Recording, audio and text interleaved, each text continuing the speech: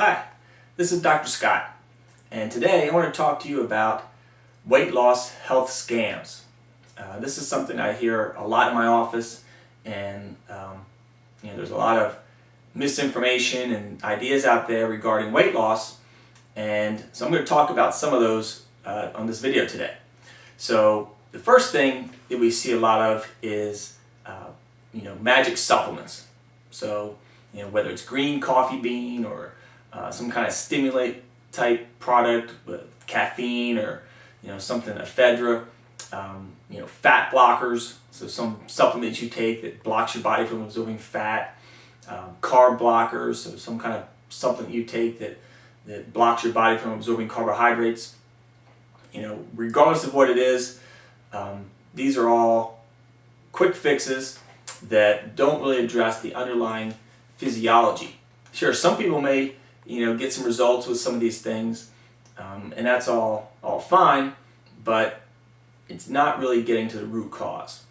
Another big common thing we hear is these magic diets. South Beach, paleo, low fat, low carb, and we could go on and talk about all the different weight loss diets out there. And not to say that the diets and supplements aren't important, because they are. And I utilize different diets, different supplements in my practice. But the key is looking at each person as an individual and utilizing these different techniques to restore function. Another common thing we see is medical drugs and things like that. So we could probably talk for hours about some of the mishaps of using medication to try to lose weight. The whole fen-phen scandal a few years back, maybe in some people's memories. But bottom line is, there's never going to be a drug that is going to fix each person's individual biomechanical and biomedical imbalance. And this is the only way you're really going to lose weight and be healthy doing it. Exercise, right? So we see this on TV, and you see our Biggest Loser, and these guys are exercising and pushing themselves, spending hours in the gym, running 30 miles per week, the ab roller, exercise bikes, treadmills, and all the different gimmicks and things you see on TV. And again, exercise is important, but exercise really isn't the key for weight loss. A lot of my patients, I've had patients that have been running 30 miles a week, watching what they eat, and they're still not losing weight, because it's about physiology and physiological function. When our bodies are functioning in a healthy manner, we should be able to maintain our weight fairly effortlessly. Cut back on the calories a little bit, don't overindulge, do a little exercise, and that should be enough to kind of maintain your weight. When you're having to go to these extreme lengths, that's a sign that something isn't working the way it should, and you shouldn't have to work that hard. So, all of these things can work: diet, exercise, supplementation. Now, as far as drugs are concerned, again, I'm not a big fan of any weight loss drug like fen-phen. Again, a lot of bodybuilders will use drugs like testosterone and human growth hormone and different steroids.